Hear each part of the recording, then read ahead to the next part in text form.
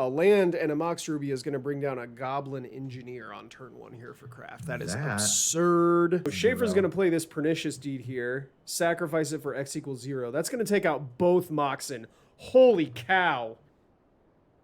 You. Yeah, you.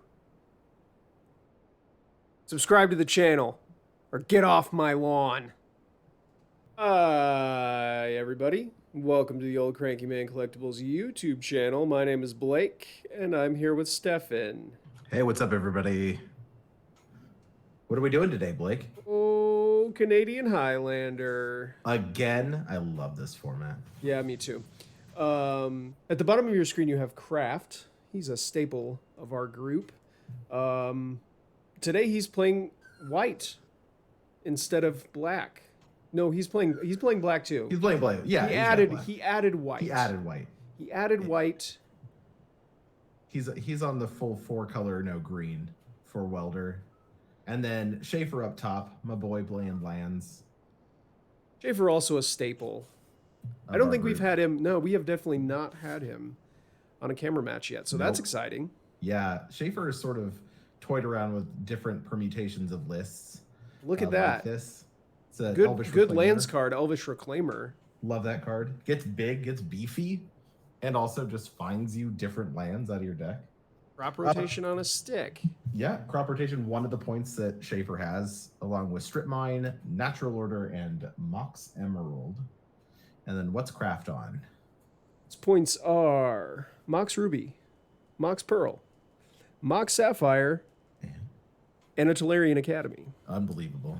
Big mana. Unbelievable. So a Galvanic Blast from Craft going to take out that Elvish Reclaimer. That is smart. We didn't even need Metalcraft. Nope, don't need it. And we got a top coming in for Schaefer. Interesting include here. I guess he's sort of more of a control-y build. So like the thing about Sensei's Divining Top is the lands deck has so many ways to shuffle its library. Right. And being able to look at those top 3 cards and then shuffle them away with one of the billion ways that you have to do so. They have like a ton of mana too, so they can just dump an extra mana into that thing. Absolutely. Ooh, good play. Look who showed up to the party. It's Tireless Tracker. Yeah. He's gonna be investigating. It died immediately. Craft killing everything. Got a Saga in right now. Where's the Saga going up to 2? Polluted Delta getting cracked. I see some constructs in Craft's future. He likes to get constructs in this deck. There's a Saga so super duper powerful. I think that appears to be what he's doing right here. Oh no, he's casting a Fable of the Mirror Breaker. Fable of the Mirror Breaker. Just a very good card. Not artifacts at all. It is actually. It makes treasure tokens. Yeah, it makes treasure tokens. Totally relevant. Absolutely. The body is also being a 2/2, not irrelevant. Totally just a very good card. What is a Schaefer resolving a top there, going into his turn. Looks like he's doing an upkeep. See a Wasteland in his hand. Yeah, gonna be smart to drop that and get rid of the Saga before he gets to. Oh, gonna Dreadbore is gonna kill the Shaman token. Wasteland's gonna take out the Urza Saga. There you go. Smart. That is there is nothing better to spend a Wasteland on than an Urza Saga. Yeah, that'd be one of the prime targets, absolutely. Yeah, I think people. Fable looks like it's going to discard an Expedition map and a Sword of the Meek. So there's a Stoneforge Mystic, another excellent card picked up by the white. Yeah, really like the white in this deck now. I think it's doing a lot for him, especially with Stoneforge Mystic, and yeah, he has some more premium removal in white too. Yeah, although I don't know that he's running any of that. It doesn't have to be in the deck. If you're on white, people are going to try to play around it, or at least be aware of it. Yeah, sure.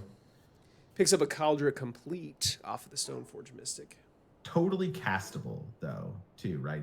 If you get Academy. I mean, yeah, if you've got a Tolarian Academy, absolutely. Yeah, or just like the treasure, like just making some treasure. I've seen. I mean, Schaefer could not have a way to kill that Stoneforge Mystic, and it's just a 2-mana Caldra Complete. Also entirely possible. What colors is Schaefer on here? He's on green, red, blue? It's green, red, black. It's Jund. It's John lands. Yeah. Interesting. It's interesting that he is on this list as well. We've seen a couple people in our local meta kind of giving this a try. Yes, there are 4 lands decks running around right now. There are 3 Jund, Yep. and there's 1 green white. Yep. And Tomb is one of the big reasons you play black, because it just gets you. It's one of the best tutors in the format. Right, non-pointed tutors. Non-pointed tutors. I'm going to say this. It is one of the best tutors in the format. Yeah, absolutely. Pointed or not, I think it for the cards that it gets you, it puts them right where you want. And there goes Life from the Loam. That's exactly where you want it. Like, you want it to be filling your graveyard up with more lands, and that requires it goes to the graveyard first. Right. And then it lets you get back Wasteland, and you can start Wastelanding them every turn. Yeah. Lands is definitely one of these decks that has like all these like subtle synergy pieces that are working together, and then eventually you'll get like multiple of those synergy pieces in play at the same time, and then it's just an out of control snowball. You could say the same thing for the artifact deck, right? Like, yeah, absolutely. You're sort of playing with these synergies that sort of cross pollinate into one another. And artifacts and lands both sort of have that. Like, I don't think Schaefer's on like a Scape Shift package or anything, but he's probably playing Field of the Dead. Like, he's just going to get that additional value from playing all these lands every turn. If I was going to play, I would definitely have Scape Shift in my deck. Yeah. I don't know. It's a lot of mana, and it is a little sketchy considering how much like. Ooh, we've got unlicensed hearse coming in. Standard staple unlicensed hearse coming down and gonna ruin all of the Life from Loam dreams. I hate that card so much. So in response, no, Schaefer's going to draw a card with top. Yep, that's smart. And then dredge. So it didn't activate. There shouldn't be a counter on the hearse there, but we do have a Cauldron Complete. Yeah, he did. He ate the Wasteland with it. Oh, he ate the Wasteland. Okay. Yep. So exiling the card is part of the resolution. Interesting. Hang on. I'm beginning it up on the screen right now. Okay. I've never actually cast the card. Yep. So, yeah, exiling it is part of the resolution. So he targeted the Wasteland and the Loam. Life from the Loam. So he got to take. He used the top to put the Life from the Loam back in his hand, but the Wasteland still got exiled. Interesting.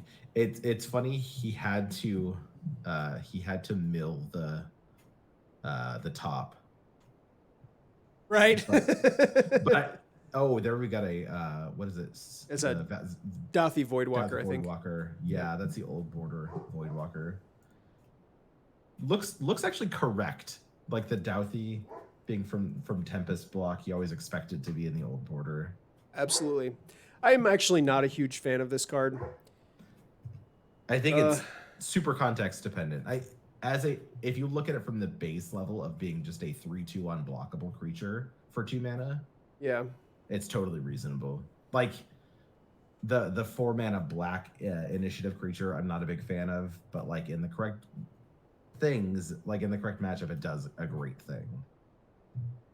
Swords to Plowshares is going to get exiled with this expressive iteration, which means he is on the premium removal. Which means the Dauthi Voidwalker is going to go away. Yeah. And like I said, the access to that premium removal, you sort of have to respect it. Because even though you, looking at the list, were like, I don't think he's on it, like he can run any of it. He has access to it. Sure.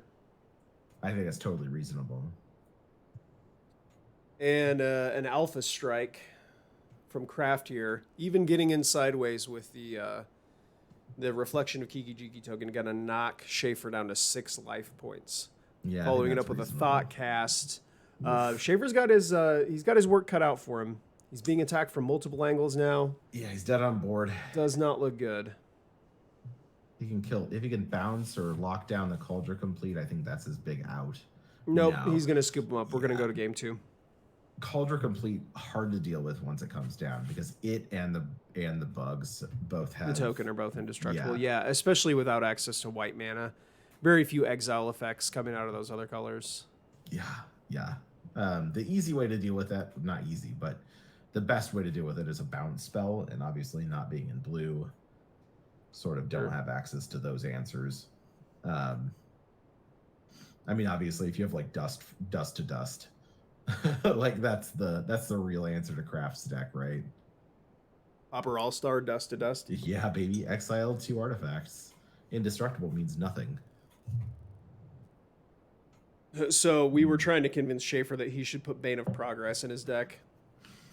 I don't hate that, honestly. Yeah, I mean, it's good. So when you're playing this deck that has like very few actual artifacts and enchantments in it, yeah, and you have natural order, like yeah. why would you go with Reclamation Sage when you could just go with Bane of Progress? Or even Oof, right?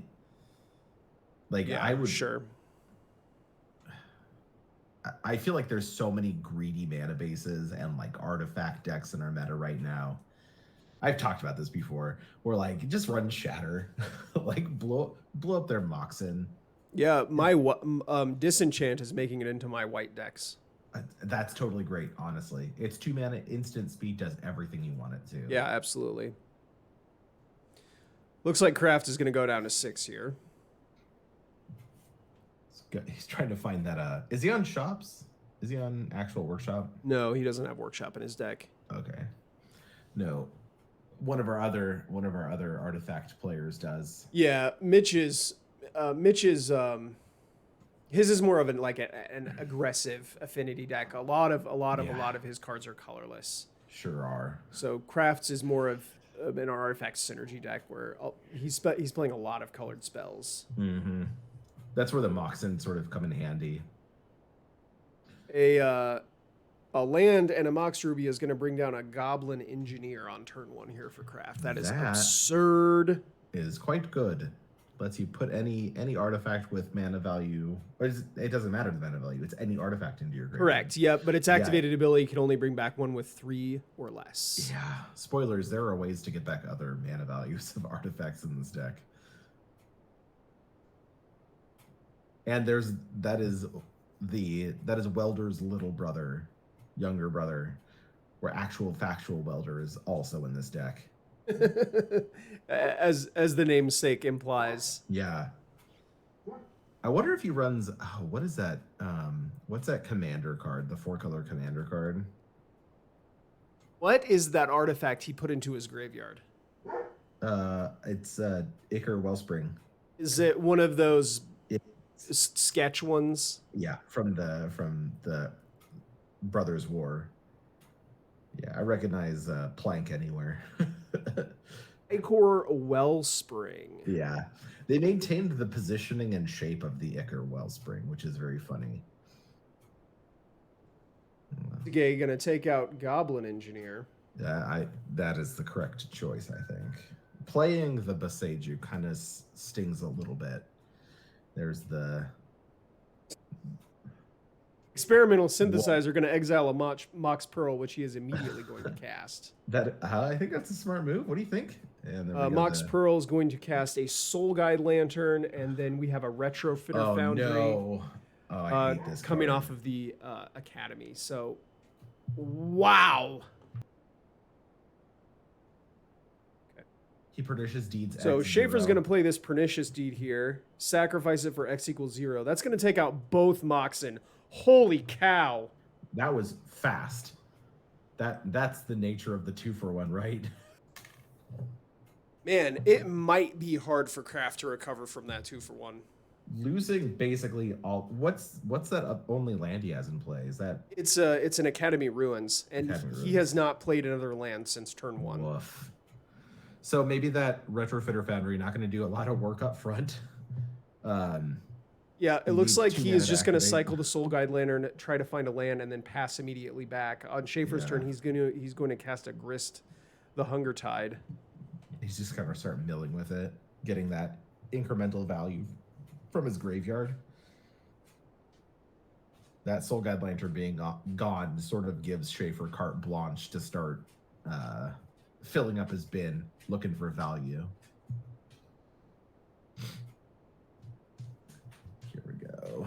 3 mana. Crucible of Worlds. Oh, now we're never gonna miss our land drop.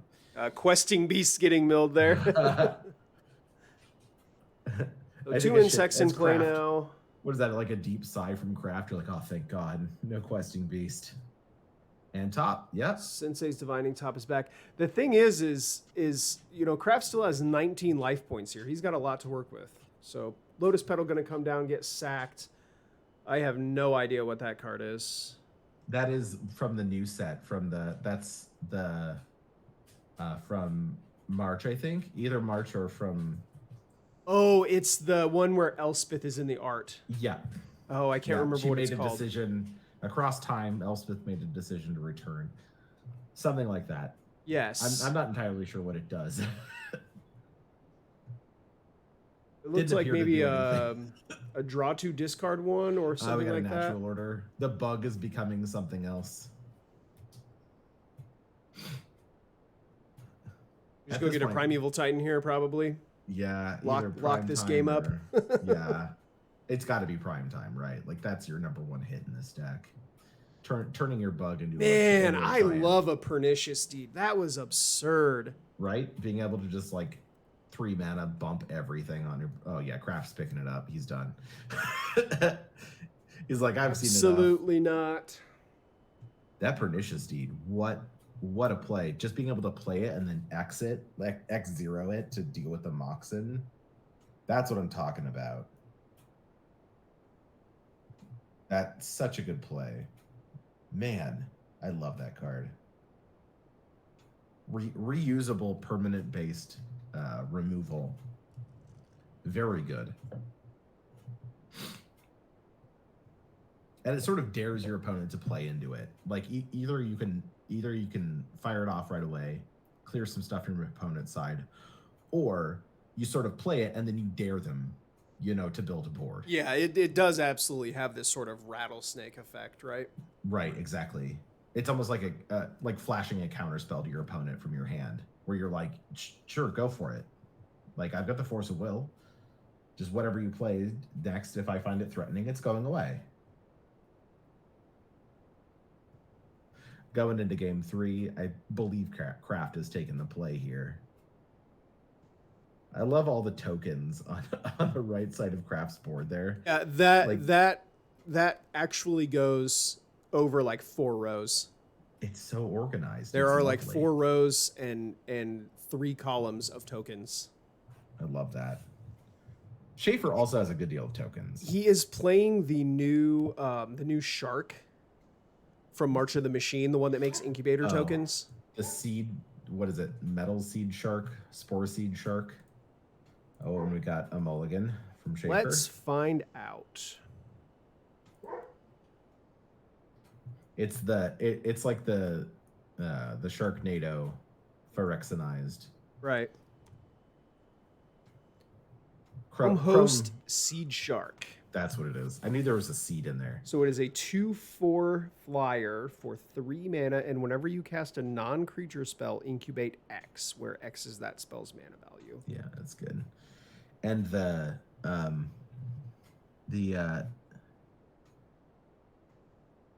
it creates an artifact, and then it transforms into an artifact creature. So it's a shark that makes artifacts.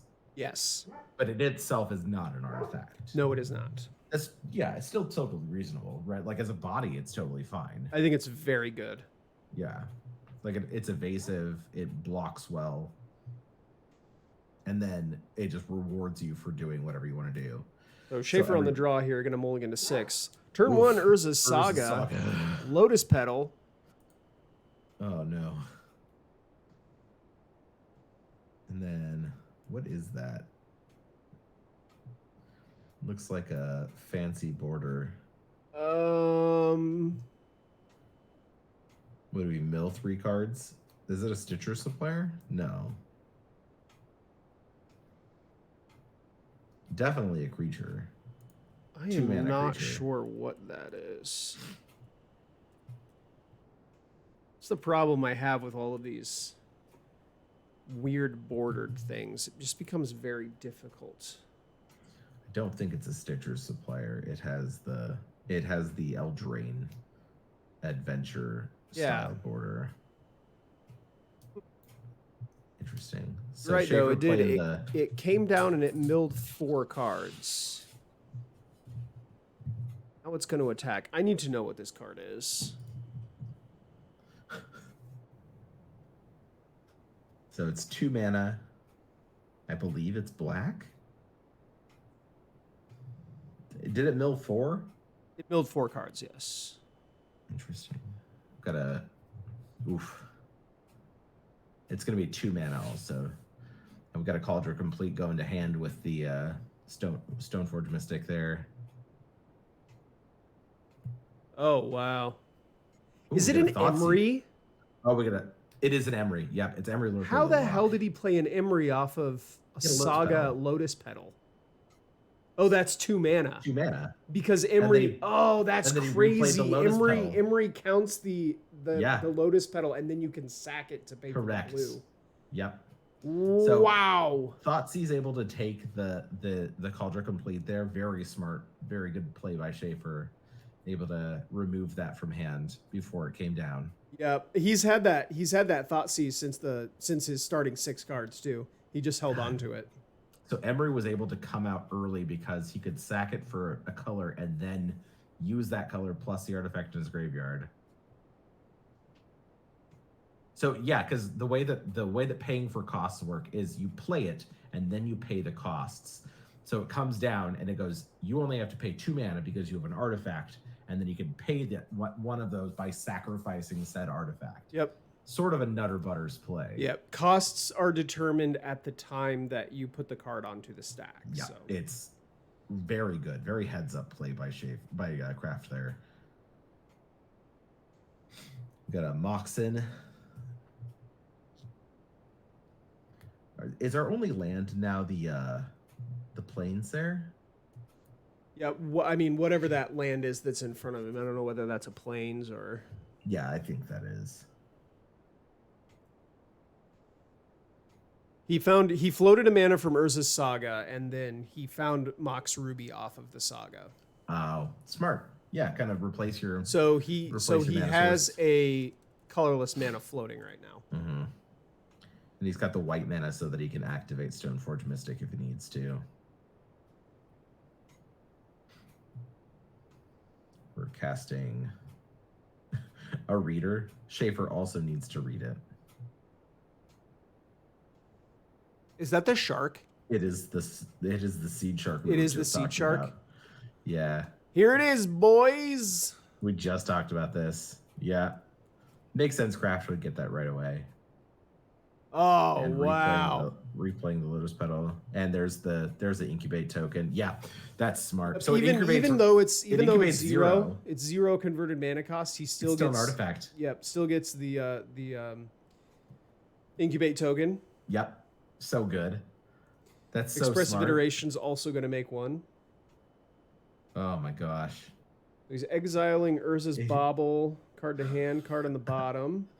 He's gonna cast that and get another incubate token, another 0x0 incubate. I mean, if he plays an Urza, they're just Mox Sapphires, right? Correct. Or if he plays a Tolarian Academy, or like an Arcbound Ravager, he can just start sacking them to put counters on it.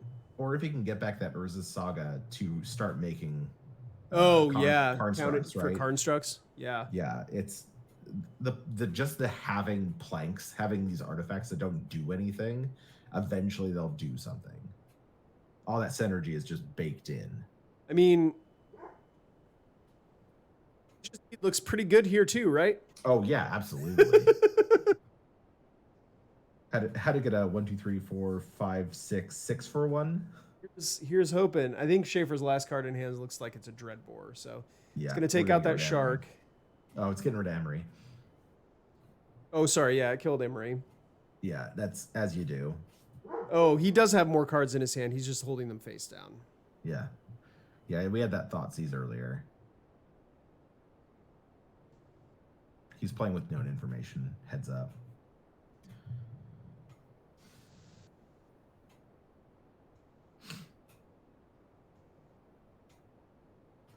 That's a muddy mess. Taxian Probe. What is that? What is that creature he just played? I am not sure what it is. Looks like a Masticore. Like the art does, you know.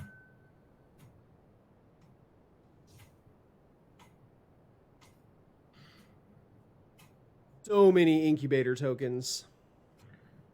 And we're just making more tokens. All right, spell bomb. So many tokens.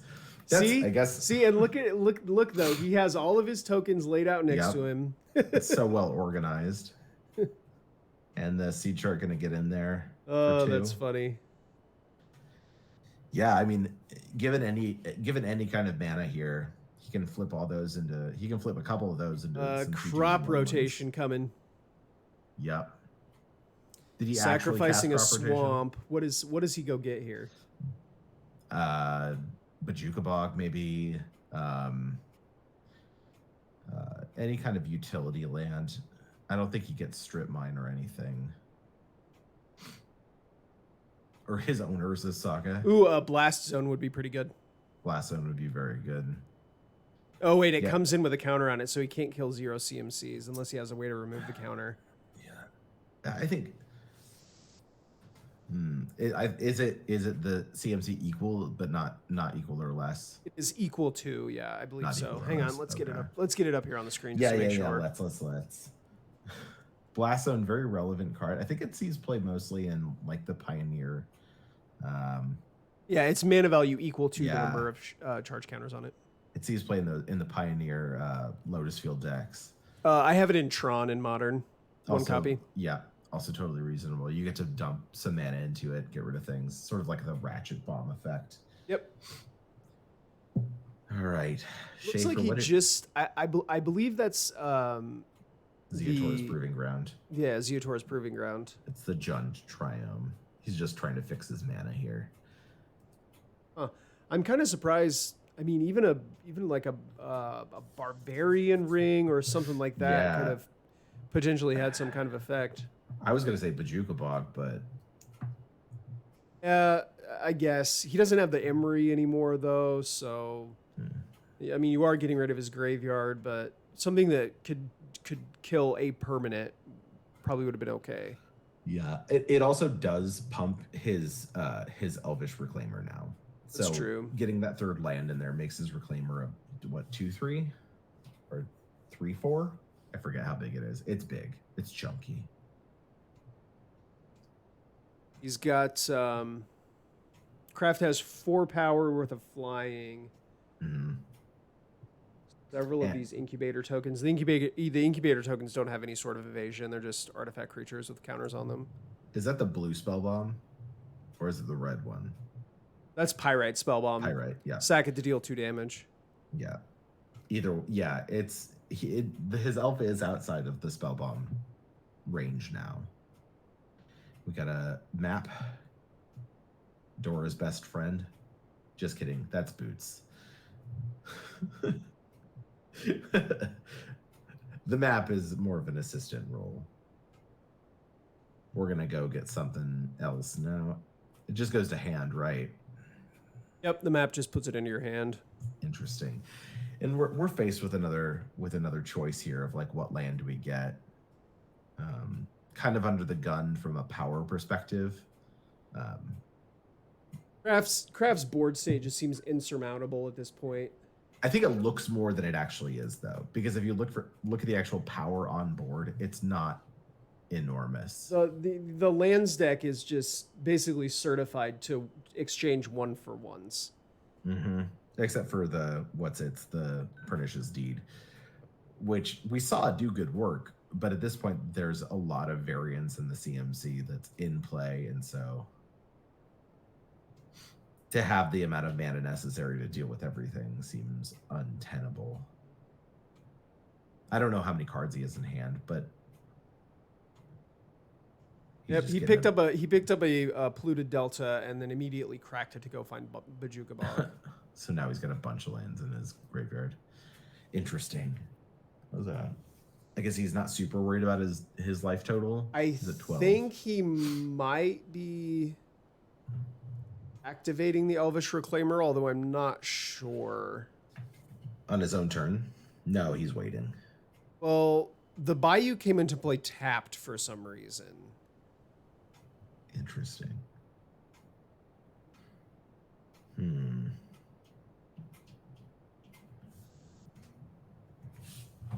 Looks like we're back on Craft's turn now. Yep. Got a lot of mana. Seat of the side nod.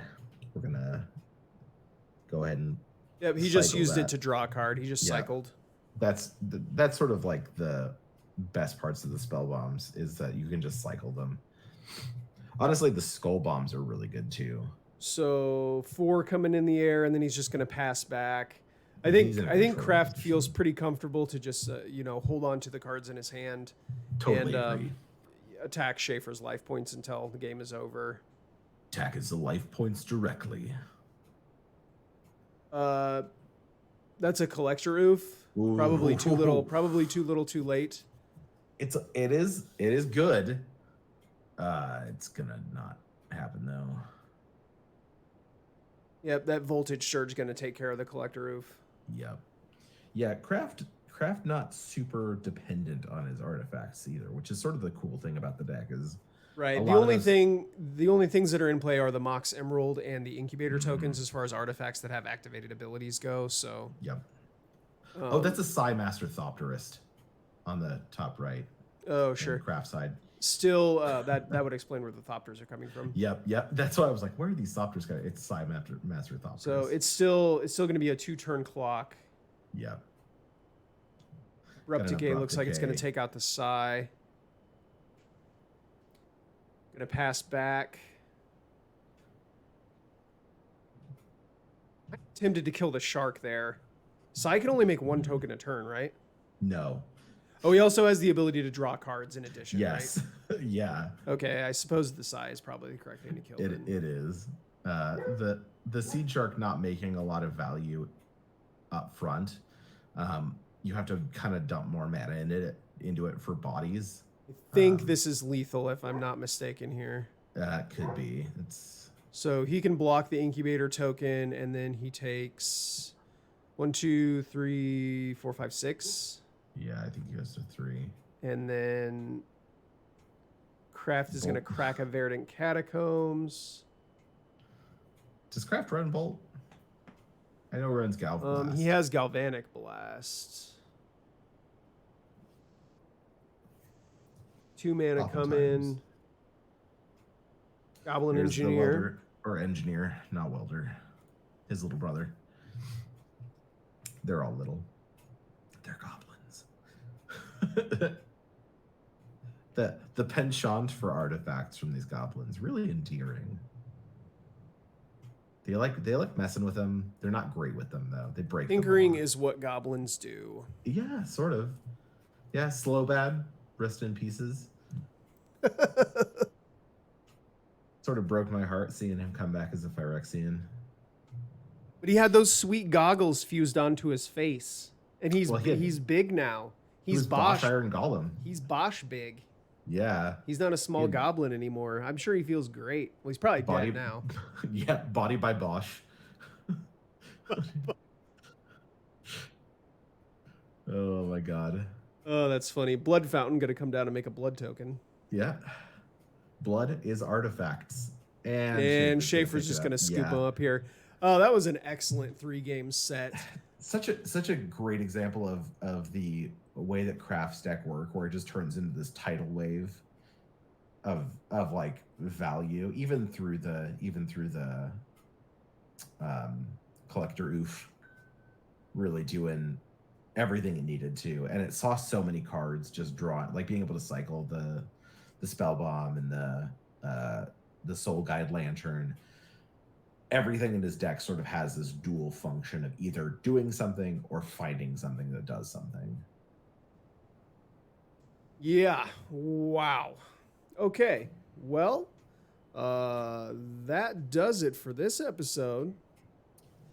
Please like the video if you enjoyed it. Also, comment down below what your favorite Phyrexian is. Oh, yeah. What's yours? I was not prepared to answer this question. but I am going to go with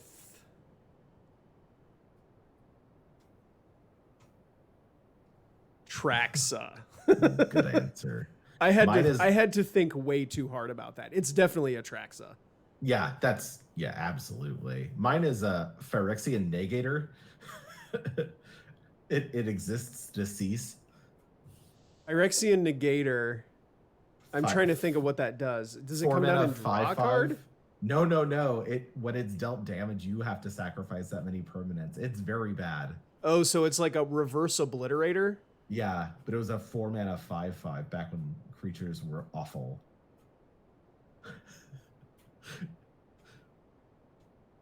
The card is stone unplayable. It was a 3-mana 5/5 with trample. Look at that. Whenever it's dealt damage, sacrifice that many permanents. They exist to cease. It's the flavor text is on point. It is a Phyrexian horror now. Wow. Let us know what your favorite Phyrexian is in the comments, folks. Have a good night. We love you. Bye.